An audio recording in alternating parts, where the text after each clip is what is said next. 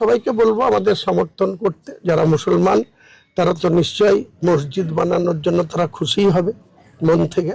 কাজে আমাদের যে যেমন পারবে, অর্থ আমরা কোনো অমুসলিমের নেব না, আগেই বলেছি। মুখ্যমন্ত্রীর কাছেও দয়া চাইব না, কোনো অমুসলিমের কাছ থেকে কোনো মসজিদ বানানোর জন্য অর্থ সাহায্য নেব না। গোটা ভারতবর্ষের প্রচুর মানুষের, মুসলিম মানুষের পয়সা আছে। আমার যে বাজেট সেটা 125 কোটি টাকার প্রকল্প, ডিপিআর তৈরি হচ্ছে।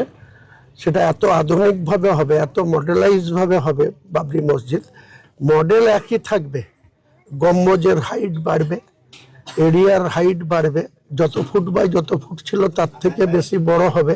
এবং দেখতে, আমি যেদিনই চলে যাই না কেন, আমি বলছি বাবর 400 বছর আগে করে গিয়েছিল। বাবরের ছেলে ছিল হুমায়ুন, আপনারা ইতিহাসে জানেন। ঘটনাক্রমে সেই বাবরের ঐতিহ্য সেই হুমায়ুন ফিরিয়ে আনবে।